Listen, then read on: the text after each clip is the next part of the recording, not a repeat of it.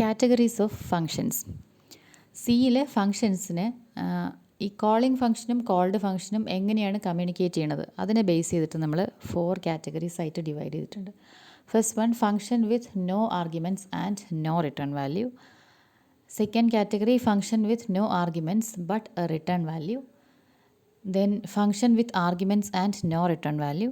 Then function with arguments and return value. ഇങ്ങനെ 4 കാറ്റഗറീസാണ്. ഓരോന്നും എങ്ങനെയാണ് എപ്പോഴാണ് യൂസ് ചെയ്യുക എന്നുള്ളത് കാണാം. First one, no arguments and no return value.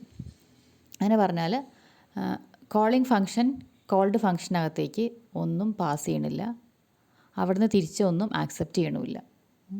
അങ്ങനെയുള്ള ഫങ്ഷൻസാണ് ഈ കാറ്റഗറി ഓഫ് ഫങ്ഷൻസ് എന്ന് പറഞ്ഞാൽ. അപ്പോൾ നമുക്ക് ഇങ്ങനെയുള്ള ഫങ്ഷൻസ് അങ്ങനെ ഒരുപാടൊന്നും യൂസ് ചെയ്യേണ്ടി വരില്ല. അപ്പോൾ അതിനൊരു എക്സാമ്പിൾ ഞാൻ എഴുതിയിട്ടുണ്ട്, പ്രിൻറ്റ് ലൈൻ എന്ന് പറഞ്ഞ ഫംഗ്ഷൻ. അപ്പോൾ പ്രിൻറ്റ് ലൈൻ എന്ന് പറഞ്ഞ ഫംഗ്ഷൻ എന്താ ചെയ്യണമെന്ന് വെച്ചിട്ടുണ്ടെങ്കിൽ കുറേ ഡാഷ് വെച്ചിട്ട് ഒരു ലൈൻ പ്രിൻറ്റ് ചെയ്യണം. അപ്പോൾ അതിനകത്തേക്ക് ഒന്നും പാസ് ചെയ്യേണ്ട കാര്യമില്ല. പ്രിൻറ്റ് ലൈനിനെ കോൾ ചെയ്തിട്ടുണ്ടെങ്കിൽ അത് ഒരു ലൈൻ പ്രിൻറ്റ് ചെയ്യും. അത്രയും കാര്യങ്ങൾ. ഇപ്പോൾ ലൈൻ അവിടെ പ്രിൻറ്റ് ചെയ്യുകയാണ്, തിരിച്ച് നമ്മുടെ കോളിംഗ് ഫംഗ്ഷനകത്തേക്ക് ഒന്നും വരുന്നില്ല. അപ്പോൾ ഇവിടെ ജസ്റ്റ് ഒരു എക്സാമ്പിൾ എഴുതിയിട്ടുണ്ട്. മെയിനിൽ വന്നിട്ട് പ്രിൻറ്റ് ലൈനിനെ വിളിച്ചു, അത് കഴിഞ്ഞിട്ട് പിന്നെ അടുത്ത പ്രിൻ്റ് എഫ് മാർക്ക് ലിസ്റ്റ് എന്നൊന്ന് പ്രിൻറ്റ് ചെയ്തു. ഇവിടെ ഒരു സ്ലാഷനും കൂടെ വേണം, ഞാൻ പ്രിൻ്റ് ലൈനിനകത്ത് സ്ലാഷിന് ഇട്ടിട്ടില്ല.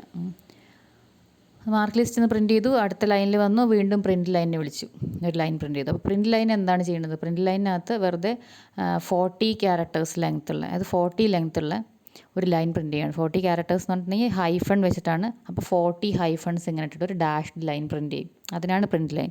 അപ്പോൾ അതിനകത്തേക്ക് നമ്മളൊന്നും പാസ് ചെയ്യണില്ല, തിരിച്ചൊന്നും വരണില്ല. അതുകൊണ്ട് അതിൻ്റെ റിട്ടേൺ ടൈപ്പും വോയിഡാണ്, അതിൻ്റെ ആർഗ്യുമെൻറ്റും വോയിഡാണ്.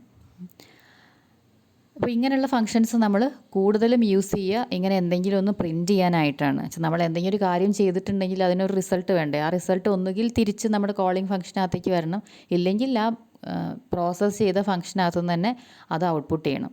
അപ്പോൾ ഇങ്ങനെയുള്ള ഫങ്ഷൻസ് നമ്മൾ എന്തെങ്കിലും പ്രിൻറ്റ് ചെയ്യാനായിട്ടാണ് യൂസ് ചെയ്യുക. പക്ഷേ ഇതിപ്പോൾ ഇവിടെ നമുക്ക് ഇൻപുട്ടൊന്നുമില്ല, വെറുതെ അത് പ്രിൻറ്റ് ചെയ്യുക മാത്രമാണ് ചെയ്യുന്നത്. ഇനിയിപ്പോൾ ഇൻപുട്ട് ഉണ്ടെങ്കിൽ അതും ആ പ്രിൻറ്റ് ലൈനകത്ത് തന്നെ, അല്ലെങ്കിൽ നമ്മുടെ കോൾഡ് ഫംഗ്ഷൻ അകത്ത് തന്നെ ചെയ്യാവുന്ന രീതിയിലുള്ള അങ്ങനത്തെ സിറ്റുവേഷൻസ് വരുന്ന സമയത്താണ് നമ്മൾ ഈ പ്രോഗ്രാം ഈ ടൈപ്പ് ഫങ്ഷൻസ് യൂസ് ചെയ്യുക. അപ്പോൾ ഇതിൻ്റെ ഒരു പ്രത്യേകത എന്ന് പറഞ്ഞിട്ടുണ്ടെങ്കിൽ there is no data transfer between the calling function and called function. അങ്ങനെയാണ് നമ്മുടെ റിക്വയർമെൻറ്റ്സ് എന്നുണ്ടെങ്കിൽ ഈ ടൈപ്പ് ഫങ്ഷൻസ് യൂസ് ചെയ്യാം.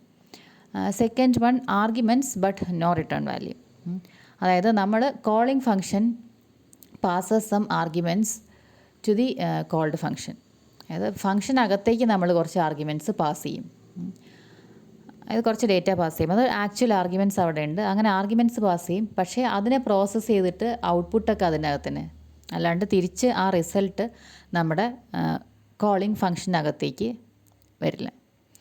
അപ്പോൾ ഇത് ഞാൻ നേരത്തെ ഉള്ള പ്രിൻറ്റ് ലൈനിനെ തന്നെ ചെറുതായിട്ടൊന്ന് മോഡിഫൈ ചെയ്തതാണ്. നേരത്തെ പ്രിൻറ്റ് ലൈൻ ഒന്നും ആക്സെപ്റ്റ് ചെയ്യണില്ലായിരുന്നു. ഇവിടെ പ്രിൻറ്റ് ലൈനിന് ഒരു ക്യാരക്ടർ ആക്സെപ്റ്റ് ചെയ്യുന്നുണ്ട്. അതായത് എന്ത് ക്യാരക്ടർ വെച്ചിട്ടാണ് ലൈൻ പ്രിൻറ്റ് ചെയ്യേണ്ടത്? നേരത്തെ ഹൈഫൺ വെച്ചിട്ടാണ് പ്രിൻറ്റ് ചെയ്തത്. ഇനിയിപ്പോൾ എനിക്ക് എ എന്ന് പറഞ്ഞിട്ട് കുറേ എ ഇട്ടിട്ടൊരു ലൈൻ പ്രിൻറ്റ് ചെയ്യണം, അല്ലെങ്കിൽ സ്റ്റാർ ഇട്ടിട്ടൊരു ലൈൻ പ്രിൻറ്റ് ചെയ്യണം. അപ്പം അങ്ങനെ ഒക്കെ ചെയ്യണം എന്നുണ്ടെങ്കിൽ എന്ത് വെച്ചിട്ടാണ് ലൈൻ പ്രിൻറ്റ് ചെയ്യേണ്ടതെന്നുള്ളത് നമ്മൾ ഫംഗ്ഷന് പറഞ്ഞു കൊടുക്കണം. അപ്പോൾ അങ്ങനെ ഉള്ള സമയത്താണ് നമ്മൾ എന്ത് ചെയ്യുക? ഒരു ആർഗ്യുമെൻ്റ് അങ്ങോട്ട് പാസ് ചെയ്യും. ഇപ്പോൾ ഇവിടുന്ന് സ്റ്റാർ പാസ് ചെയ്തു. സ്റ്റാർ പാസ് ചെയ്താൽ ഈ ക്യാരക്ടർ സിയുടെ സ്ഥാനത്തേക്ക് സ്റ്റാർ വരും. അപ്പോൾ സി ആണ് 40 ടൈംസ് സി പ്രിൻറ്റ് ചെയ്യാനാണ് പറഞ്ഞത്. അപ്പോൾ 40 ടൈംസ് സ്റ്റാർ പ്രിൻറ്റ് ചെയ്യും. ഇനി ഞാൻ പ്ലസ് എന്നാ പാസ് ചെയ്തിട്ടുണ്ടെങ്കിൽ 40 ടൈംസ് പ്ലസ് പ്രിൻറ്റ് ചെയ്യും. അപ്പോൾ അതേ പ്രോഗ്രാം തന്നെ മുകളിൽ സ്റ്റാർ വെച്ചിട്ടൊരു ലൈൻ പ്രിൻറ്റ് ചെയ്യും, താഴെ അണ്ടർസ്കോർ വെച്ചിട്ടൊരു ലൈൻ പ്രിൻറ്റ് ചെയ്യും. അപ്പോൾ ഇങ്ങനെ എഴുതുന്ന സമയത്ത് ഈ ഫംഗ്ഷൻ എങ്ങനെ വർക്ക് ചെയ്യണം, അല്ലെങ്കിൽ എന്ത് ഇൻപുട്ടിനെ ബേസ് ചെയ്തിട്ടാണ് വർക്ക് ചെയ്യേണ്ടത് എന്നുള്ളത് കൺട്രോൾ ചെയ്യുന്നത് കോളിംഗ് ഫംഗ്ഷനാണ്. അപ്പോൾ കോളിംഗ് ഫംഗ്ഷന് ഒരു കൺട്രോളുണ്ട് കോൾഡ് ഫംഗ്ഷൻ്റെ മുകളിൽ. നമ്മൾ എന്തെങ്കിലും ഒരു കാര്യം അങ്ങോട്ട് പാസ് ചെയ്യണമെന്നുണ്ടെങ്കിൽ, അപ്പോൾ കോളിംഗ് ഫംഗ്ഷൻ അടുത്തുനിന്നുള്ള എന്തെങ്കിലും ഒരു ഇൻപുട്ടിനെ ബേസ് ചെയ്തിട്ടാണ് ഈ ഫംഗ്ഷൻ വർക്ക് ചെയ്യുക. അപ്പോൾ അങ്ങനെ വർക്ക് ചെയ്യേണ്ട സമയത്താണ് നമ്മൾ ഈ കാറ്റഗറി ഓഫ് ഫങ്ഷൻസ് യൂസ് ചെയ്യുക. ദെൻ തേർഡ് വൺ, ആർഗ്യുമെൻറ്റ്സ് വിത്ത് റിട്ടേൺ വാല്യൂ. അതായത് നമുക്കിവിടെ ആർഗ്യുമെൻറ്റ്സും ഉണ്ട്, റിട്ടേൺ വാല്യൂ ഉണ്ട്. നമ്മൾ മോസ്റ്റ് കോമൺ ആയിട്ട് യൂസ് ചെയ്യുന്ന ടൈപ്പ് ഓഫ് ഫങ്ഷൻസ് ഇതാണ്. നമുക്ക് എന്തെങ്കിലും ഒരു പ്രോസസ്സ് ചെയ്യാനുണ്ടാവും, അല്ലെങ്കിൽ ഒരു ടാസ്ക് കംപ്ലീറ്റ് ചെയ്യാനുണ്ടാവും. എന്ത് ഇൻപുട്ട് വെച്ചിട്ട് ടാസ്ക് കംപ്ലീറ്റ് ചെയ്യണം എന്നുള്ളത് നമ്മൾ പറഞ്ഞു കൊടുക്കും. അത് ആർഗ്യുമെൻറ്റ്സ് ആയിട്ട് പാസ് ചെയ്യും. ടാസ്ക് കംപ്ലീറ്റ് ചെയ്ത് കഴിഞ്ഞാൽ നമുക്ക് റിസൾട്ട് കിട്ടില്ല, അത് തിരിച്ച് കോളിംഗ് ഫംഗ്ഷനകത്തേക്ക് തരും. അങ്ങനെയുള്ള ഫങ്ഷൻസാണ് ഈ കാറ്റഗറി എന്ന് പറയുന്നത്. Means there is A 2-way communication between calling function and called function. To way communication എന്ന് പറഞ്ഞാൽ കോളിംഗ് ഫംഗ്ഷൻ കോൾഡ് ഫംഗ്ഷനിലേക്ക് ഒരു ഡേറ്റ പോകും, അവിടുന്ന് തിരിച്ച് ഒരു ഡേറ്റ ഇങ്ങോട്ട് വരും. കോൾഡ് ഫംഗ്ഷനിലേക്ക് നമുക്ക് ഒന്നിൽ കൂടുതൽ കാര്യങ്ങൾ സെൻഡ് ചെയ്യാം, തിരിച്ച് അവിടുന്ന് ഒരു റിസൾട്ടായിരിക്കും വരിക. അപ്പോൾ ഒരു ഫംഗ്ഷൻ എന്നുള്ളതിൻ്റെ ശരിക്കും ഒരു ഉദ്ദേശം നോക്കുകയാണെങ്കിൽ അതൊരു ഇൻഡിപെൻഡൻറ്റ് ബ്ലോക്ക് ഓഫ് സ്റ്റേറ്റ്മെൻറ്റ്സ്, ഒരു ഇൻഡിപെൻഡൻറ്റ് ടാസ്ക് ചെയ്യുന്ന ഒരു ബ്ലോക്കാണ്. അപ്പോൾ അങ്ങനെ നമ്മൾ ആലോചിക്കുമ്പോൾ ഏറ്റവും ആപ്റ്റ് ആയിട്ടുള്ളത് ഈ രീതിയിൽ ഫംഗ്ഷൻ എഴുതുന്നതായിരിക്കും. പക്ഷേ എല്ലാ സാഹചര്യത്തിലും നമുക്ക് ഇങ്ങനെ ആയിരിക്കില്ല ഫംഗ്ഷൻ എഴുതേണ്ടി വരിക. അപ്പോൾ നമ്മൾ നേരത്തെ ഇപ്പോൾ ഫാക്ടോറിയൽ കണ്ടുപിടിക്കാൻ അല്ലെങ്കിൽ സമ്മ് കണ്ടുപിടിക്കാൻ വേണ്ടി 2 ഇൻറ്റിജേഴ്സ് പാസ് ചെയ്യണു, സമ്മ് തിരിച്ചു വരുന്നു. അല്ലെങ്കിൽ സ്ക്വയർ റൂട്ട് കണ്ടുപിടിക്കാൻ വേണ്ടി നമ്മളൊരു നമ്പർ പാസ് ചെയ്യണു, അതിന് സ്ക്വയർ റൂട്ട് തിരിച്ചു വരുന്നു. അപ്പോൾ ഇവിടെ എന്താണെന്ന് വെച്ചിട്ടുണ്ടെങ്കിൽ ഇൻപുട്ട് ഔട്ട്പുട്ട് ഇങ്ങനെയുള്ള കാര്യങ്ങളൊന്നും ഫംഗ്ഷനകത്തില്ല. കഴിയുന്നതും നമ്മൾ ഇൻപുട്ട് ഔട്ട്പുട്ടൊക്കെ ഫംഗ്ഷനകത്തുനിന്ന് ഒഴിവാക്കുകയാണ് നല്ലത്. അങ്ങനെയാണെങ്കിൽ നമുക്ക് ഈ ഫംഗ്ഷനെ പല പ്രോഗ്രാമിലും റീയൂസ് ചെയ്യാൻ പറ്റും. ഇപ്പോൾ ഫാക്ടോറിയൽ കണ്ടുപിടിക്കണം, അത് ഫാക്ടോറിയൽ കണ്ടുപിടിക്കാനുള്ള നമ്പർ തന്നെ ഫാക്ടോറിയൽ എന്ന് പറഞ്ഞാൽ ഫംഗ്ഷനകത്താണ് റീഡ് ചെയ്യണമെന്ന് വിചാരിക്കാം.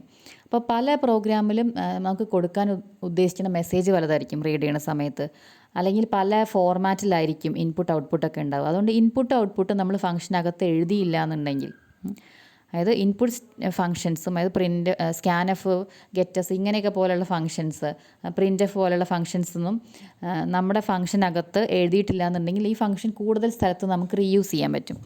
അപ്പോൾ എപ്പോഴും നല്ലത് ഈ രീതിയിൽ ഫംഗ്ഷൻ എഴുതുന്നതാണ്. ഒരു എന്തെങ്കിലും ഒന്നോ അതിലധികമോ ആർഗ്യുമെൻറ്റ്സ് നമ്മൾ പാസ് ചെയ്യണു, തിരിച്ചൊരു വാല്യൂ കിട്ടണം. അപ്പോൾ ഇത് നമ്മൾ നേരത്തെ പറഞ്ഞ ഫംഗ്ഷനാണ് NCR കണ്ടുപിടിക്കാൻ വേണ്ടിയിട്ട്. NCR കണ്ടുപിടിക്കാൻ വേണ്ടിയിട്ട് നമ്മൾ ഫാക്റ്റ് എന്ന് പറഞ്ഞിട്ടൊരു ഫംഗ്ഷൻ എഴുതി. അപ്പോൾ അതിനകത്തേക്ക് എന്താ വരുന്നത്, ഒരു ഇൻറ്റിജർ വരും, അതിൻ്റെ ഫാക്ടോറിയൽ കണ്ടുപിടിക്കും, അതിൻ്റെ ലോങ്ങിൻ്റെ ആയിരിക്കും ടൈപ്പ്, ലോങ്ങിൻ്റെ റിട്ടേൺ ചെയ്യും. അപ്പോൾ ഈ ലോങ്ങിൻ്റാണ് ഇതിനെ വിളിച്ച സ്ഥലത്തേക്ക് പോവുക. അപ്പോൾ ഇവിടെ 3 തവണ ഫാക്റ്റിനെ വിളിച്ചിട്ടുണ്ട്.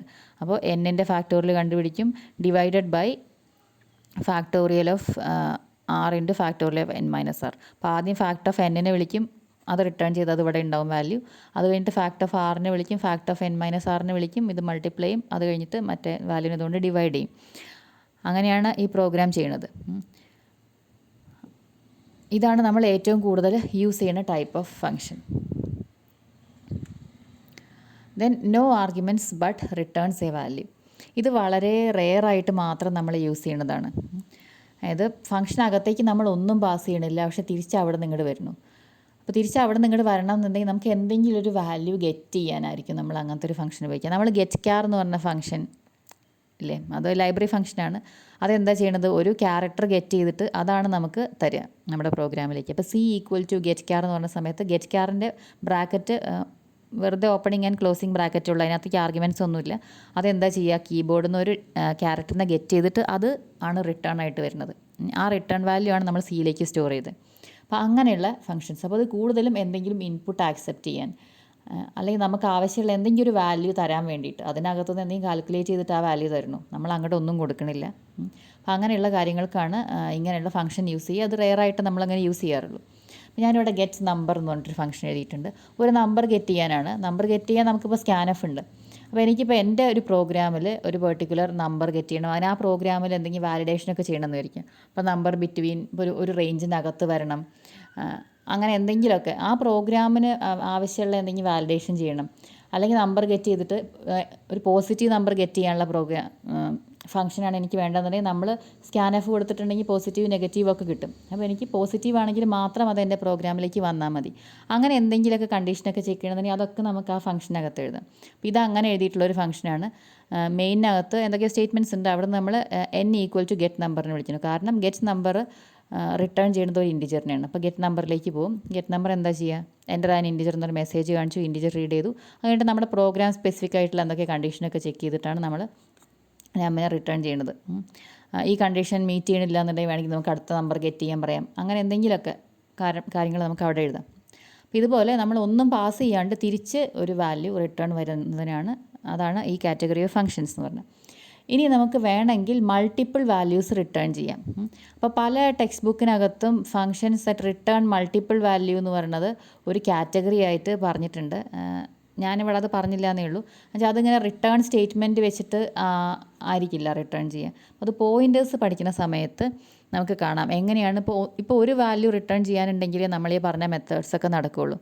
ഇതല്ല, ഒന്നിൽ കൂടുതൽ വാല്യൂസ് നമുക്ക് റിട്ടേൺ ചെയ്യാനുണ്ടെന്നുണ്ടെങ്കിൽ അത് എങ്ങനെയാണ് ചെയ്യുക എന്നുള്ളത് നമുക്ക് പിന്നെ കാണാം പോയിൻറ്റേഴ്സ് പഠിക്കുന്ന സമയത്ത്. അപ്പോൾ അത് ചില ബുക്കുകളിൽ അതും ഒരു കാറ്റഗറി ഓഫ് ഫങ്ഷൻസ് ആയിട്ട് പറയാറുണ്ട്.